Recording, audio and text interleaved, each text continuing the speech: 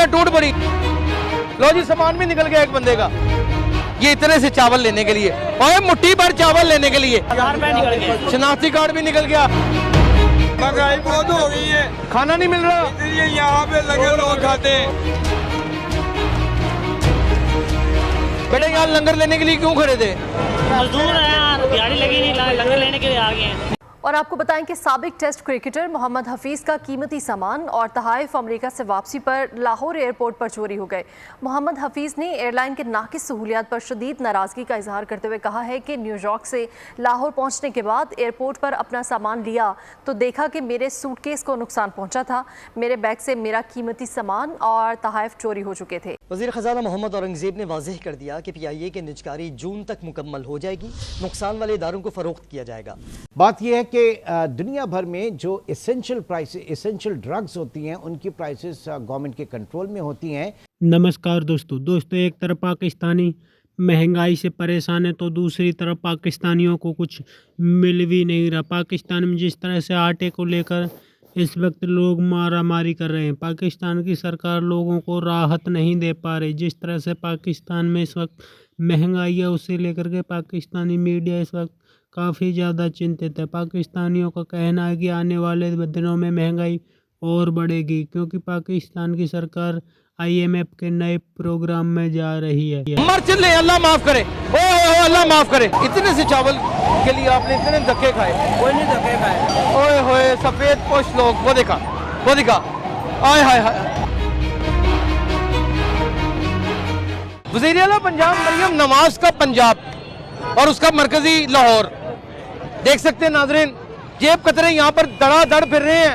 लंगर लेने के लिए, एक वक्त का लंगर लेने के लिए टूट पड़ी दुनिया, टूट पड़ी। लंगर लेने के लिए दुनिया टूट पड़ी, खाने के लिए रुपया नहीं है किसी के पास। लो जी सामान भी निकल गया एक बंदे का, अस्सलाम वालेकुम, सामान भी निकल गया। मुर्शिद की हाल है, ठीक हो? ये देख इसका मेरा 9,500 निकला, वही मेरे खाना निकल गया, अभी निकल गया। पहली बार अच्छा शनाख्ती कार्ड निकल गया, अभी निकल गया, 1000 रुपए निकल गया, शनाख्ती कार्ड भी निकल गया। छोड़िए वो देखिए, लोग भूखे मर रहे हैं, लोग भूखे मर रहे हैं और रोटी खाने के लिए पैसा नहीं है लोगों के पास। लंगर के लिए लोग एक दूसरे के ऊपर चढ़े हुए हैं और मारा मारी बड़ी। ये सारे लंगर लेने हैं, ये दिखाओ कि सारे उधर दिखाओ, उधर जल्दी महंगाई बहुत हो गई है। महंगाई बहुत है, क्या हो गया? महंगाई बहुत हो गई है, खाना नहीं मिल रहा, इसलिए यहाँ पे लंगर लोग खाते हैं। लंगर यहाँ से लंगर लेके खाते हैं, सफेद भी आते हैं, मजदूर भी आते हैं, सब आते हैं यहाँ, सब यहाँ पर आते हैं। ये सरकार की नगरी है। वज़ीर आला पंजाब यहाँ लंगर इन लोगों की जानिब आपको नजर दौड़ानी है। नाज़रीन, शिकवे शिकायतें नहीं है, सिर्फ नजर दौड़ानी है और दिखाना है, लोगों को दिखाना है, उस इंतजामिया को दिखाना है जिसने अभी नई नई भागदौड़ संभाली है कि लोग भूखे मर रहे हैं भूखे। बेटे यहाँ लंगर लेने के लिए क्यों खड़े थे? मजदूर है यार, दिहाड़ी लगी नहीं, लंगर लेने के लिए आ गए हैं। दिहाड़ी नहीं लगी? कितने दिन से दिहाड़ी नहीं लगी? 2-3 दिन से दिहाड़ी नहीं लगी। 2-3 दिन से दिहाड़ी नहीं लगी। घर में कितने लोग हैं? घर में 5 अफराद हैं जी। कौन कौन? माँ, बहन है और भाई है। तो अकेले कमाने वाले हो जी। तो कैसे घर गुजारा होता है? बस हो जाता गुजारा, महंगाई है, काम कही जाए, मेहरबानी। यहाँ से लंगर लेके जाते हो? आए नाज़रीन वो देखें जरा, देखें मजबूर बेकस लाचार लोग, देखें आपके सामने, एक टका नहीं है खाने के लिए इनके पास, चढ़े हुए एक दूसरे के ऊपर। ये सिर्फ और सिर्फ इतने से चावल लेने के लिए, देखें जरा, वो देखें लंगर लेने के लिए कितना थोड़ा सा लंगर, वो देखें इतने से चावल। मैं कहता दिखाएं कितने चावल दे रहे हैं, दिखाएं। इतने तो शॉपर पे लोग अपनी तस्लील करवा रहे हैं क्योंकि खाने के लिए कुछ नहीं है। दिखाते क्या है, ये देखें जरा नाज़रीन, देखें ये लाहौर शहर है नाज़रीन, ये लाहौर शहर है, तरक्की याफ्ता शहर ये लाहौर है। यहाँ पर भूख नंग अफलास का आलम चेक करें कि लोगों ने दिहाड़ियाँ नहीं लगी, खैरात को, खत्म को, न्याज को तरजीह बना लिया है क्योंकि बच्चों के लिए यहाँ से मांग के कुछ ले जाए।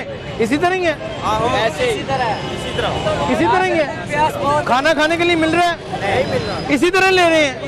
ये तरीका है, ये इंसान की शख्सियत का ये हाल। खाने को नहीं मिलता भाई, छीनना पड़ता है यहाँ पे। ऐसा नाज़रीन ये कहाँ जा रहे हैं हम, देखें तो सही तरह। मर चले, अल्लाह माफ करे, ओए अल्लाह माफ करे, ओए अल्लाह माफ करे ओ बेरोजगारी, ओए गुर्बत, ओ अल्लाह माफ करे, ओ अल्लाह माफ करे ओ गुर्बत, ओए गुर्बत ही गुर्बत, जेब कतरे भी तो पार हो गए। सब्र करो।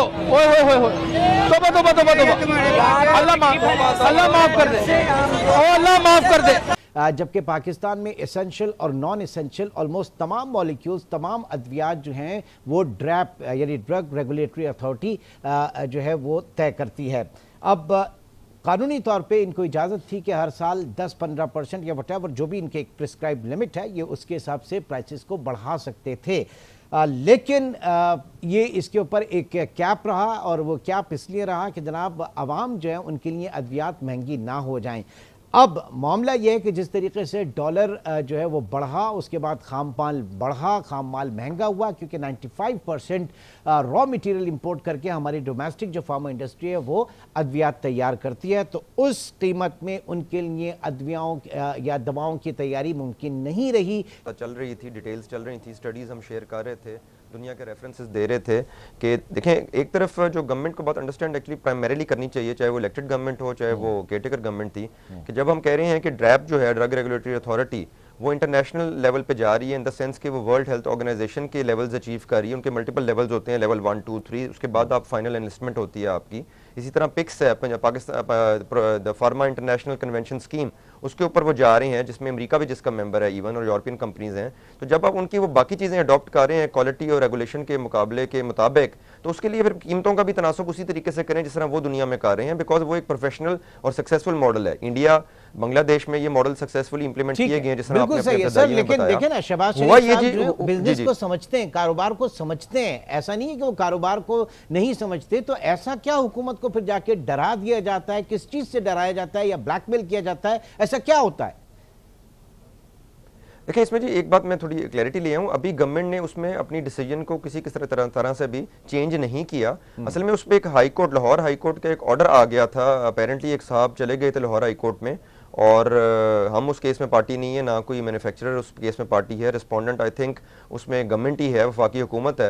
और उन्होंने जाके कहा कि जी ये पब्लिक इंटरेस्ट में, जो अखबारों में भी आता रहा कि पब्लिक इंटरेस्ट में जो क्लेम कर रहे हैं पब्लिक इंटरेस्ट में नहीं है, जबकि इसके पीछे साल की डिस्कशन और डिबेट और एनालिसिस मौजूद है कि ये किस तरह पब्लिक इंटरेस्ट में है और इसमें किस तरह बेनिफिट आवाम को अवेलेबिलिटी ऑफ मेडिसिन और क्वालिटी अवेलेबिलिटी ऑफ मेडिसिन में होगा। और ना सिर्फ वो होगा, कंपटीशन आने की वजह से कि दवाइयों की कीमतों का जो तनासुब है वो मार्केट अच्छे तरीके से करेगी, और दवाइयों की कीमत उतनी ही बढ़ा करेगी जितनी मार्केट एक जज़ब कर सकती है, उससे बियॉन्ड नहीं बढ़ेगी, बिकॉज कंपटीशन जब होगा तो कोई भी ये नहीं कर सकता कि वो उस तरह की कीमतें बढ़ा दे कि उसकी दवाई बिकना ही बंद हो जाए। वो बाकी चीजों की तरह मुकाबले में आएगा और मुकाबले में ही अपनी कीमत रखेगा, और साथ साथ ऑब्वियसली क्वालिटी और चीजें अगर आप अनकैप करते हैं तो कीमतें कम भी हो सकती हैं, जबकि ये कहा जाता है दूसरी साइड से कि जनाब जो मैक्सिमम कैप है आपका प्राइस के नीचे आपको अलाउड है कि आप किसी भी प्राइस को जो है वो तय कर सकते हैं, फिक्स कर सकते हैं। अगर फिक्सेशन की आपके पास वहां पर पावर है तो प्राइसेस नीचे कैसे आएंगे फिर? यहाँ पे तो ये भी तो हमें जरा बताइए कि कीमतें कम कैसी होंगी फिर?